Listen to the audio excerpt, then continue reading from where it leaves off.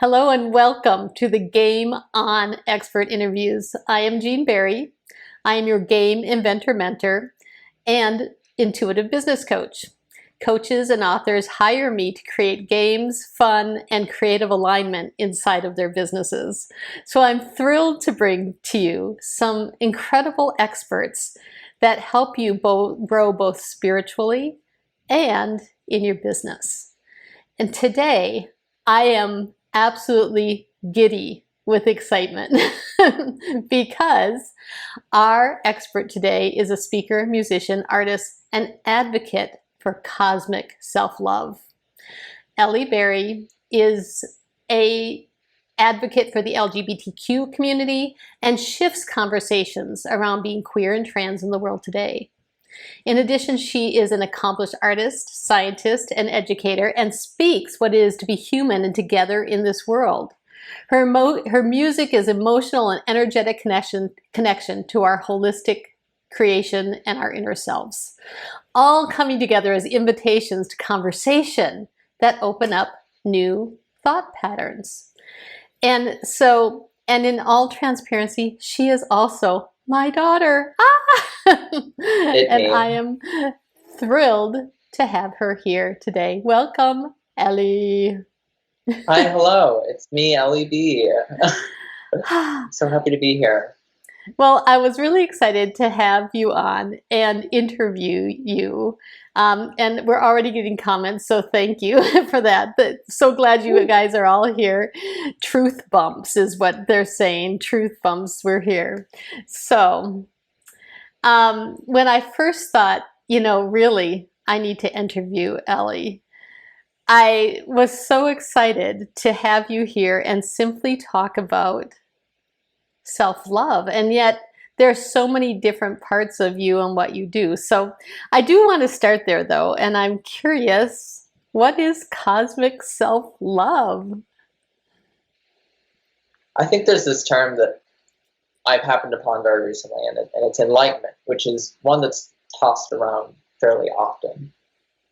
And I think truly the path towards enlightenment is one of just cosmic self-love, of being able to love yourself so intensely in each moment that you can just be exactly you, being in total non-judgment of everything that's happening around you, and just saying, that's me, that's cool, I look pretty cool doing whatever I'm doing because I enjoy it.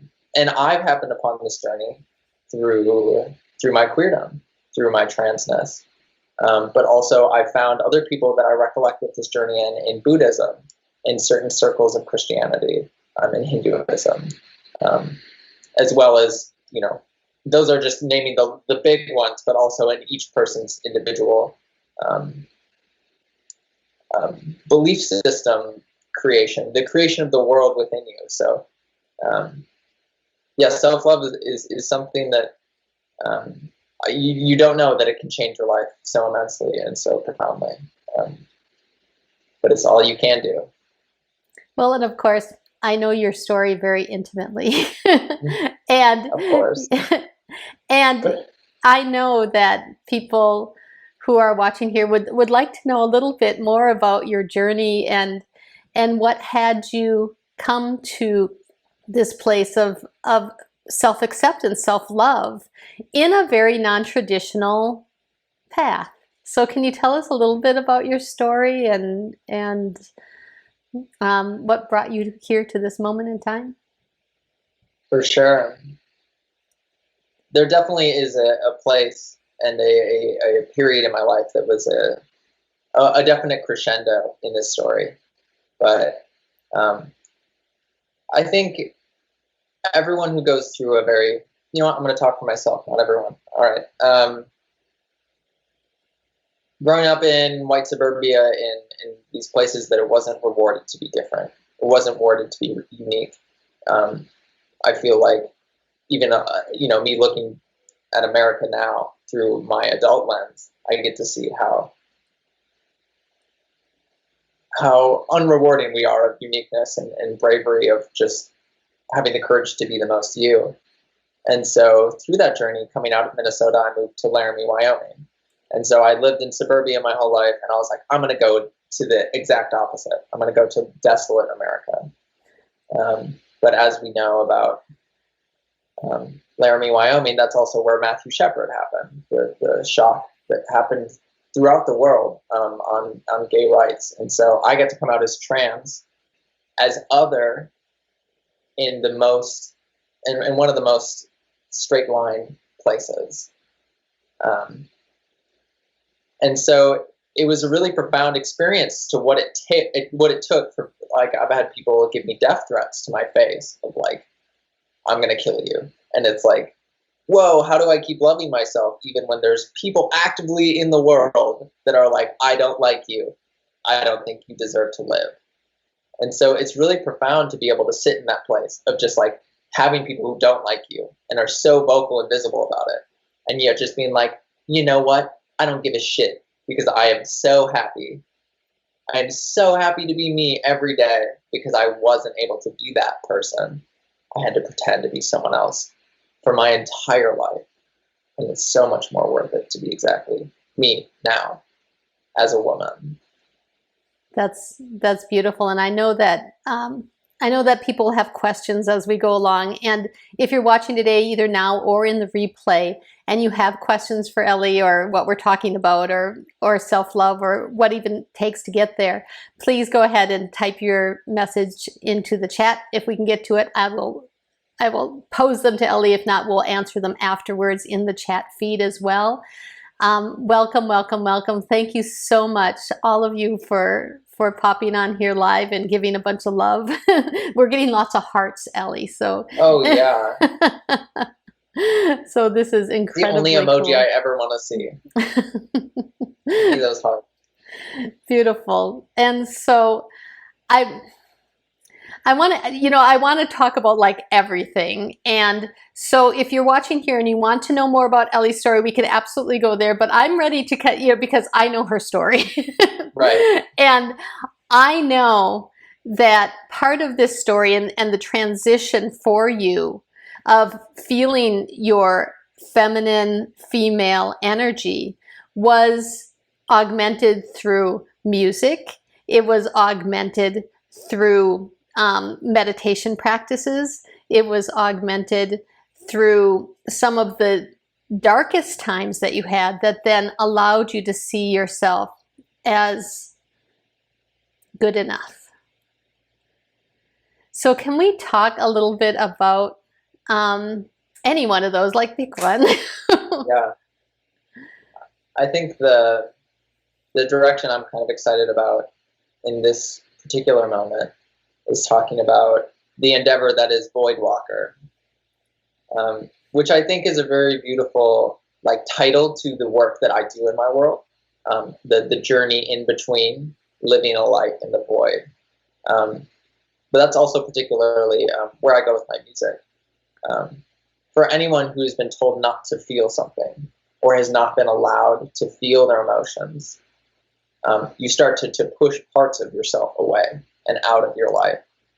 And when I was younger and not able to communicate, this is me, see me as me, the only place I really could find comfort was in emoting, was in through creating music. And so through meditating with music, as I call it, where it's just me totally in flow, hours and hours will go by where, any artist will know this cycle. I'm able to create music that really profoundly uplifts and expands me, as well as work associated with the music that I create is also created sacred symbols, things that are pretty much sacred symbols are you create a symbol for something to put your energy into it because it stops being the thing that it symbolizes. It becomes a new light. So instead of calling it expansive space, it's a symbol that in my head associates with expansive space, and I'm allowed to give my energy into that to create that within myself. And so through creating all these densities in my life, from upbringing, from being me as a kid, I'm able to bring that space into my void, being the void walker. I find this incredibly fascinating, and talking about this, and I want to circle to the beginning part of that, where it is about you creating, because I think a lot of our creators here will really relate to that flow state that you were just describing, of getting into that flow state and letting it go. And there's a bunch of comments, I'm going to come back to them in a second. And I also know that when life is hard, getting to flow state, like that gap between there, what do you do to move into that space from feeling like I'm not all here, I'm not all accepting even of myself, to this total joyful flow? Like, what is the steps in between there? Yeah, that's very interesting. I think, like, in my journey, one of the most profound metaphors, maybe not even metaphor, but symbol perhaps, is there is no such thing as binary. Through my travels in Buddhism, my practice of Buddhism, they talk often about how there is no binaries. It is only a spectrum. And so in beginning to understand that you're not there, or it's not the future, you are now in this moment, in this existence. And then as you continue to live in that, there will be more futures, there will be more realities that you can live in, which is super metaphorical. So let's bring it back down to earth. Like, as we begin to meditate in a very literal sense, like, we're not a noun, we're not a physical form, there's no cell in our body that stays in us for our entire life.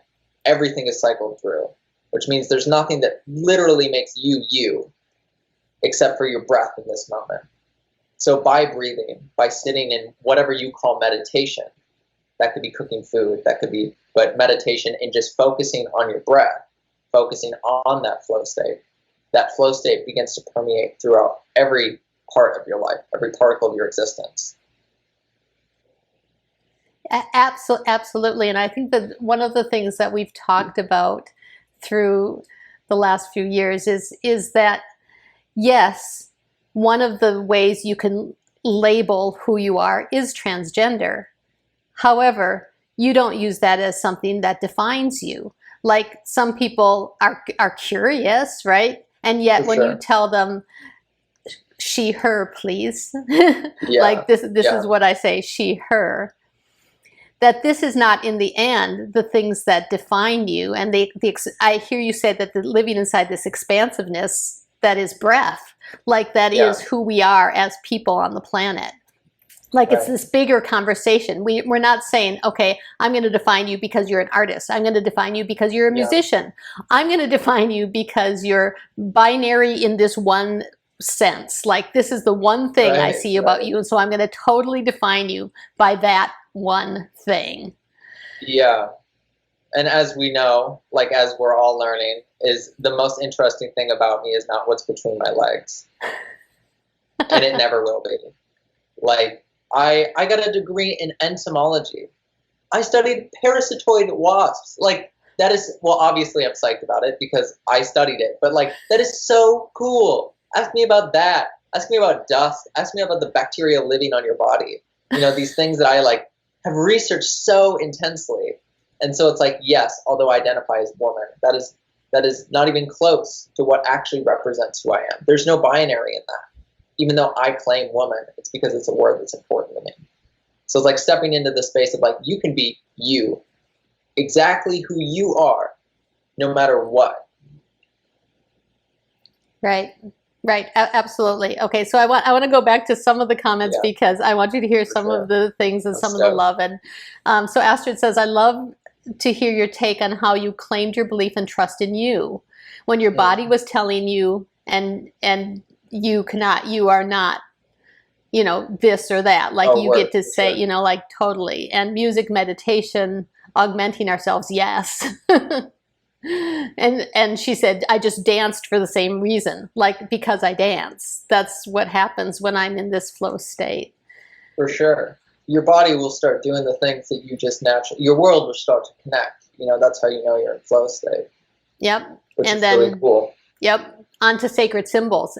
What Astrid already does. Now, Astrid also is she does branding for people. So this is, symbols for her are incredibly sacred, because then they hold the space of who are you on the planet?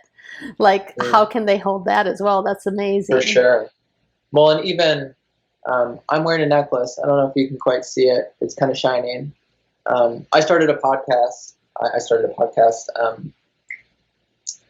a year ago now, called Queer in a Red State. And it's a symbol I created for that.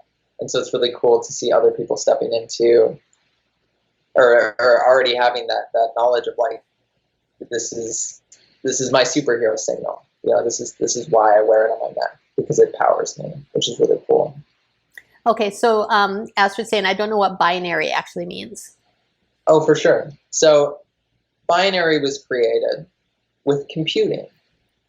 When we created computers, there's either an on or off state for both the power button, but everything you do, each pixel on your screen is either on or off. And then it got more advanced. Now it's not black and white, it's color. And so it's blue, red, yellow, on or off. And that creates all the colors you see on your screen as it gets more dense. That's why you see those really big TVs. Anyways, I'm going on such a tangent. Everything in computing works on and off. It's a light switch. But it's only when the aggregate of on and offs create a picture do we begin to see what's happening on our screen. So one on or off doesn't matter. All this is me to say, binary is yes or no. It's the light switch. Right, so it's the dualistic. Right. Yeah. So in our university of kind of universe of saying 3D living, in some of the spiritual worlds that some of you kind of hang out with me on, is that in 3D living, everything's dualistic. It's polarity. It's either on, off, yes, no, up, down, hot, cold, like all those things is what binary is. And so it's defining you by one of those things. And so even to reflect it into a very basic answer, do you want to take a shower? This might be yes right now. You might be like, oh, I love showers. Ooh, I love me a shower, getting all nice and warm. And then you could ask tomorrow and be like, do you want to take a shower? And you're like, no, I am dry. I am in an arid temperate zone. Like, this is not good for me. So just in that, like, all of our identities don't exist in this binary. It's all based on time. And that's when you create a 4D life, because fourth dimension is time. But that's time is an illusion. So yeah, we can go down that rabbit hole. But I do want to circle back. That's right. I do want to circle back, because we can go into all kinds of interesting places.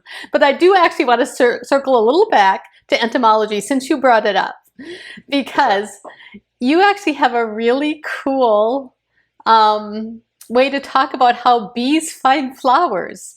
Oh, yeah. And it's this really interesting conversation, because it's saying it's about this binary conversation. And I'm wondering if you would share that. For sure. Yeah. This was, I was taking an ecology course. And really, it was really hard course, but the teacher knew that. And so he made all the questions super easy, or he draw a picture, because he knew if we're in this class, we cared about insects enough that, like, you have to just be really passionate about it. So in that, we drew so many photos. We drew so many pictures, diagrams, everything. And it became almost an art class. And I think that's where science shines, is when it becomes art. And in that, he started telling us about how insects find flowers. So I want you to imagine that the wind is blowing this way and my hand is the flower. This is 2D space, of course, just like a Mario jumper side scroller, right? This is 2D space. And the wind is going this way. And as the wind comes from this flower, it's going to emit a stream of its scent, its pheromone, that creates a V. Almost you imagine like ducks flying. They create that aerodynamic V. And in that V is all that scent flowing. Now, how insects find it is they fly in to the zone and they go, whoa, there is a flower, and it's upstream. So what they do is they go across to the other end of the V. Once they reach that, and they're like, I don't smell any scent, they turn back. And so they keep doing this in this pattern. And so to find a flower, you have to step into the flow. And so then you take that into 3D space, where it creates a cone, and you have to fly in, and so you're coming back. And so in every skill that we're creating and that we're trying, you have to go to the other end to find where it is. For me, I had to become the most feminine I could to find where my other end was. I was on this side of the stream being assigned male at birth, and I had to go to the other side to find my feminine. And then you step into 40 space, which now the cone is going everywhere because it takes time into calculation. And so the wind's slowly shifting every day and every moment.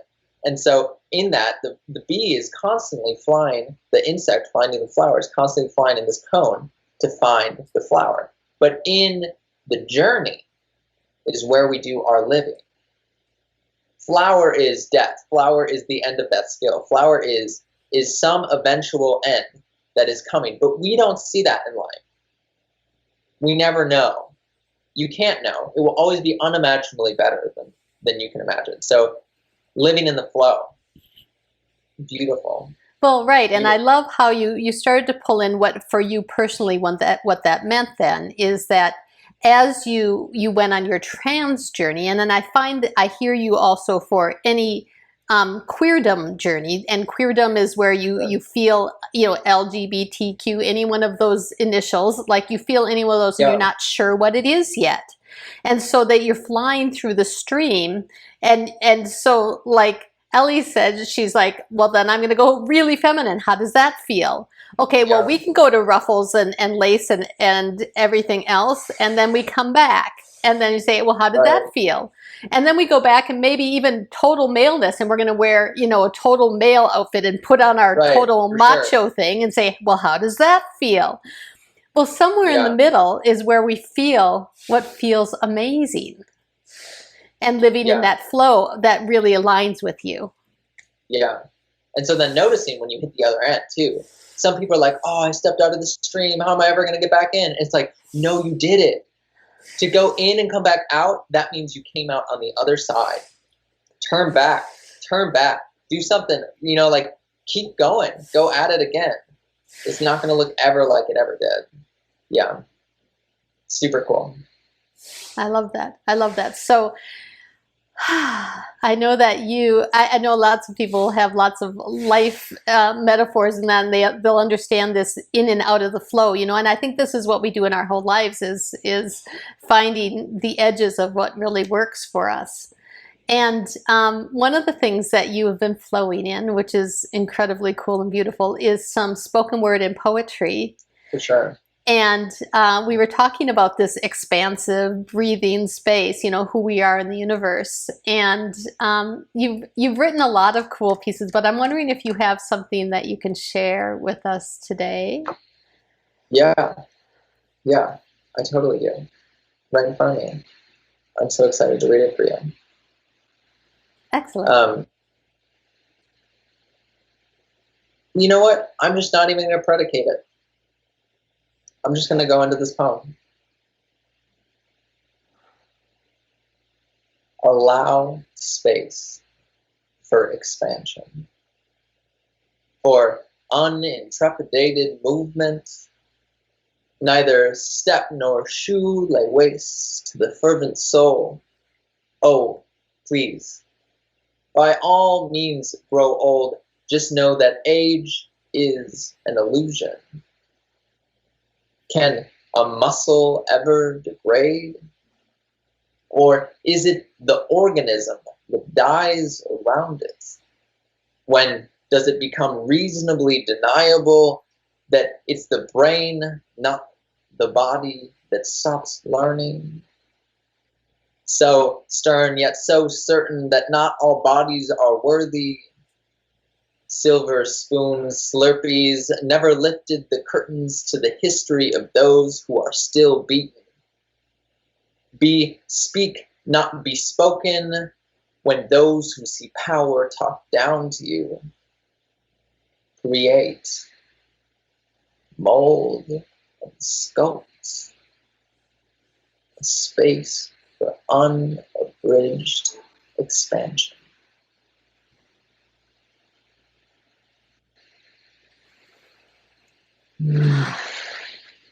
Love that. Unabridged expansion. That's amazing. All right, so I just kind of want to sit into it for a second, and so I'll read what people are saying while we kind of take that in. We have a "You are so cute," so I want you to accept that. I know it is fair. I will let that in. Living in the flow, yes, love lots of people living in the flow. Love that. Good conversation, Deanna. Thanks. Yeah, thanks for coming and hanging out with us.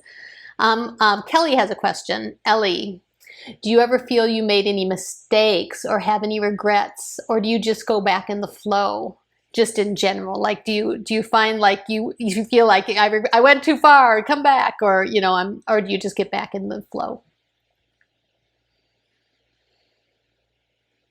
I think one of the most beautiful memories is thinking back on wanting other people's pains or suffering or sorrows. Is totally wanting to just live in a different reality. And I find myself doing this sometimes, and I realize that it's me judging my journey, me laying shame in my journey, as if my journey was not worthy, or that was not here to give me the most beautiful lessons about myself and how to change the world in the way that I want to change it. And so in that nature, like, let that go. There's no such thing as mistake. You can never make a mistake. Yes, you can learn from past experiences. That's what we deem mistakes. Is when we're like, oh, that was weird. I didn't like that. That was a little too much. But even in that, you learn. And that's where being a scientist, owning that word, even as someone studying science, I did not own that I was a scientist. But knowing that every experience you have, once you've experienced it, it becomes empirical. You could write a scientific knowledge journal about it.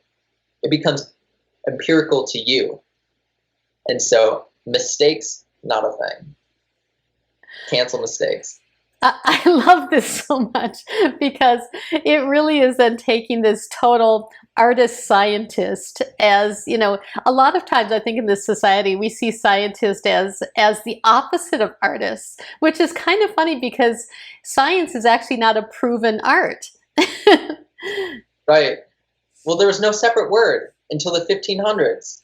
There was no separate word for artists and scientists. Let that sink in. What does that mean? That means that we removed the art behind science. Now we've created a whole separate sector of scientism, the followers of science. So I think by bringing in science, owning that you are a scientist, because you're experimenting every day, especially if you're running a business, my gosh, that's the craziest introspection I've ever done. And I had to come out to my parents,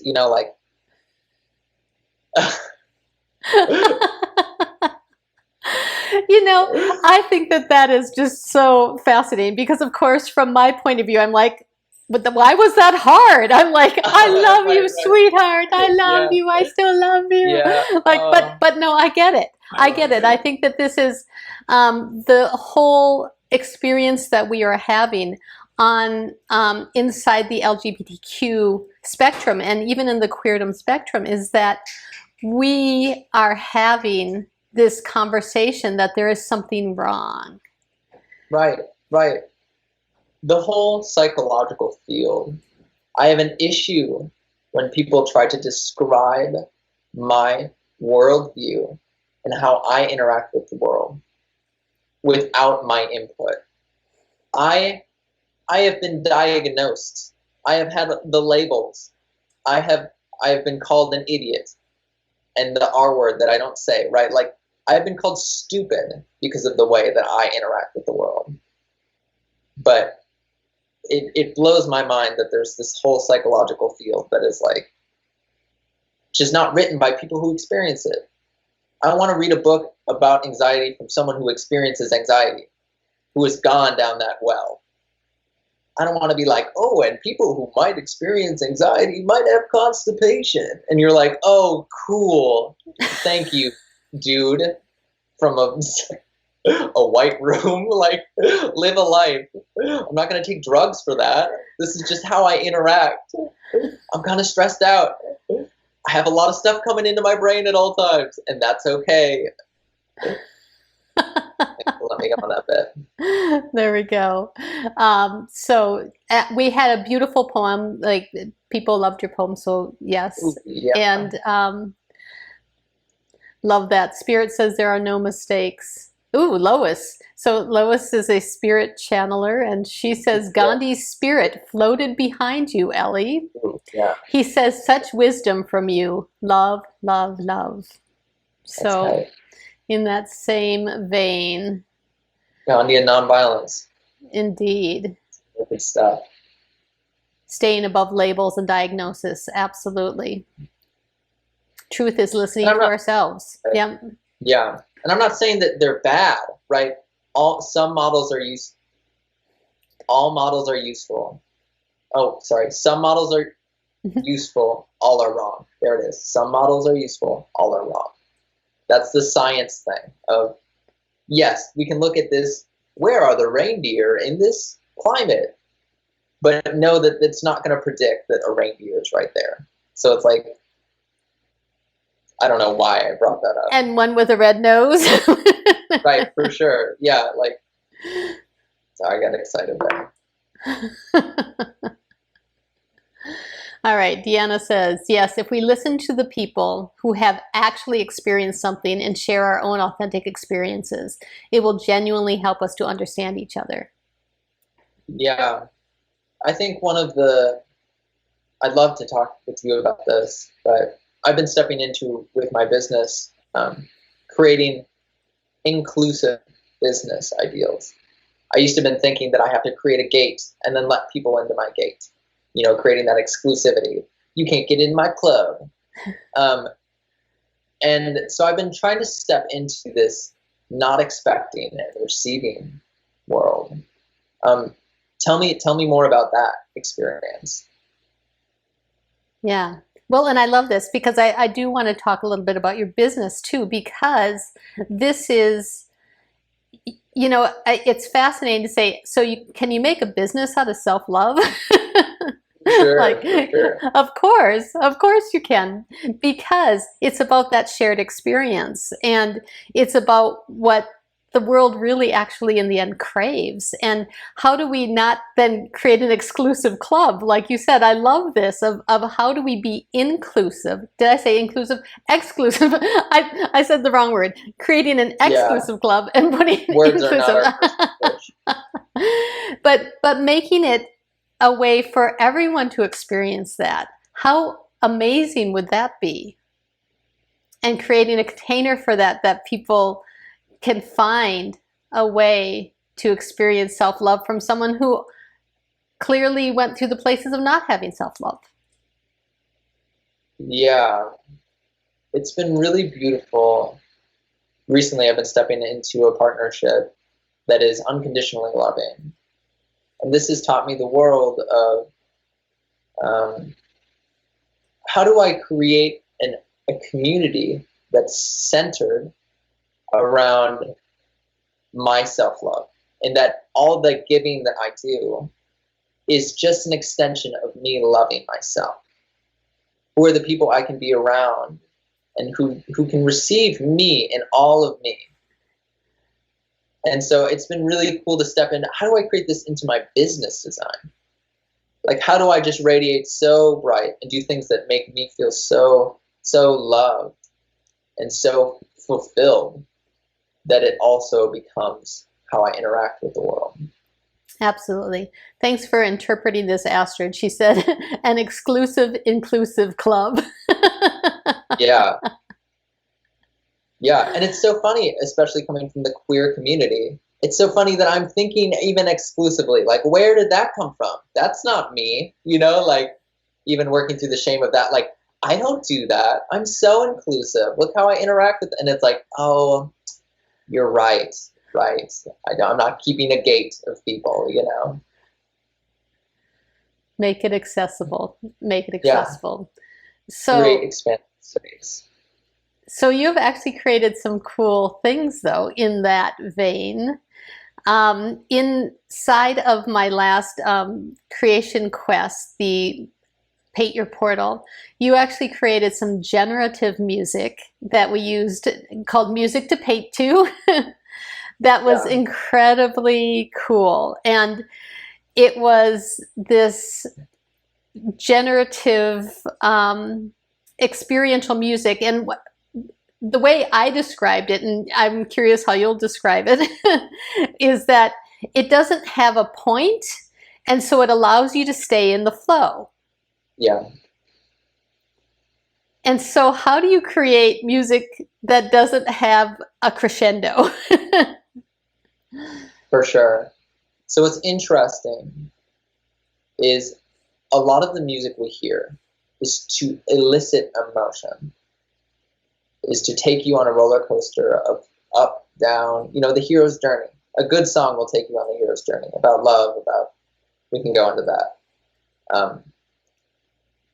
But the music that I create is more about setting up the systems, the mechanisms that create the sounds with programming, and then having that into a mixer, outputting sound.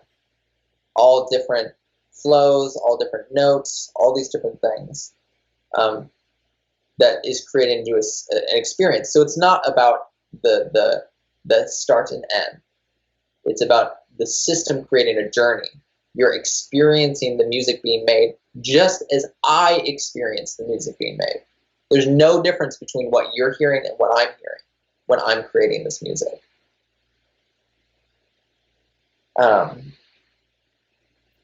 And I love that your hands move while you do that. For sure. I mean, and it's all about waves. I've stepped into that whole world of waveform. Everything's wave, color's wave. We're a wave. We're waves interacting. There's no small definable atom, molecule that says that we're not a wave. There's never been a definitive, oh, you are this solid. And how you create this music is literally wavetable science. You create a machine that creates a wave, then you put that through an encoder that makes it these certain notes, and then you put it through an oscillator, something that creates that noise. And then you can put echoes, so it goes from left to right ears. It's about this entirely building a system, a very physical endeavor. That's why I'm using my hands so much.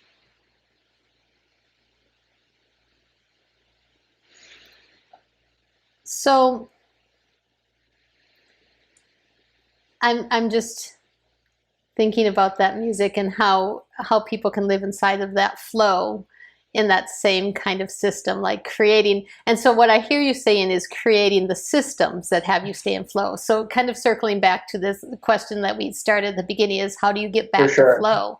This is one of those ways. This is one of the ways that you've created to get back into flow, is to let the music create you. Yeah, the music, you are as much of an instrument as a cello, as a bass. In fact, you are multifaceted. Each finger is a cello. Each, you know, like, we're all violins.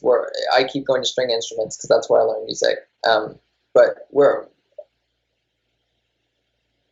I like to think of the universe playing me as an instrument.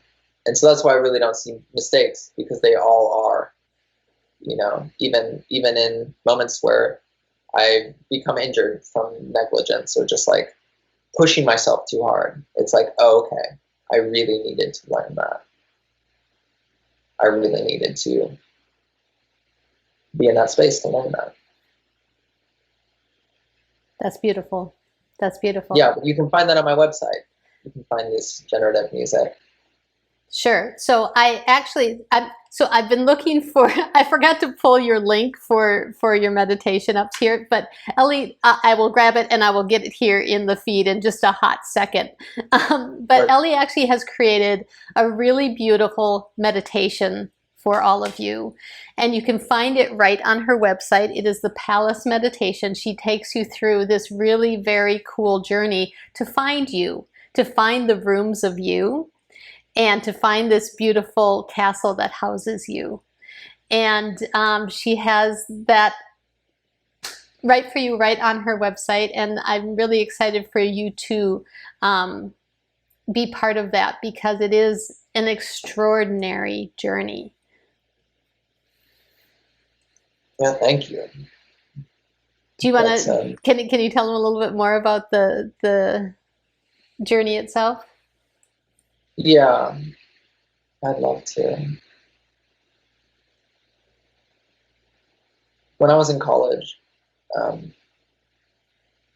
it was the first time that I really, I'm going to own that I'm a genius. I'm just going to say that out loud. That's part of my diagnoses and how I frame it in my world. I am a genius.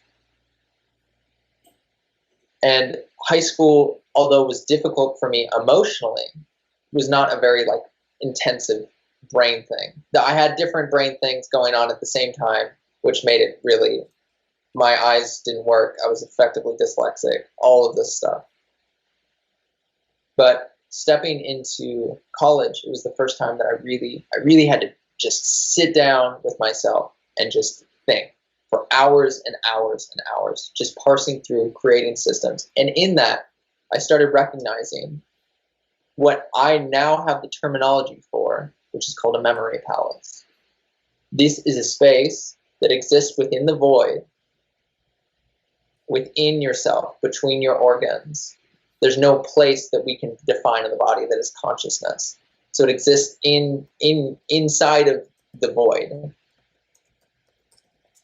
And in this memory palace in college, I started creating little drawers and spaces, little nooks and crannies that I started storing my information about courses initially, names of mammals, names of insects, spelled correctly, ordered correctly, each in their own order, random facts about zoology. But within that experience, I began to understand what it's like to make a spiritual, a mental health well-being palace within myself. A place where I can go where it's truly just me, breathing, existing in that moment. You get to sit on your palace. You get to look out over your domain. And behind you is the deep corridors of your manor, where all of the experiences, all of the dreams, memories, trauma, love, all of your experiences, all your emotions exist within this world. And so it creates this very neutral zone in which you're in control. You are exactly you in that moment to be able to relive your experiences in life. Now, this brought up really deep trauma for me. At the same time, I had a lot of really deep trauma to work through. And so through this experience, it's the waves of time. You just get to go into a room, you get to experience it, and then come out. You get to go into your palace, find that serenity, and then come out. And as you do that, you begin to create your waveform. And that's why this music, the systems that I'm creating, where it's just waves you're hearing being manipulated, that is the experience of being within your palace. And so this meditation takes you on that journey. It sits you down. It helps you describe that world so that you can find it more readily on your own. This is a journey I've taken a lot. I've done this a lot. I've had a lot of stuff to work through. It took a lot to love me, and I'm glad I'm here. And at the same time, it's given me these beautiful skills that it means so much that I get the opportunity to share that. Wow. Wow. Thank you. Thank you for that. And I love the backstory. I had never actually heard you say it exactly that way. So beautiful. Thank you. That was incredibly beautiful. So I did get the link up there, so you can actually click through. There's just it's a reading, and then you get to go on the journey with Ellie.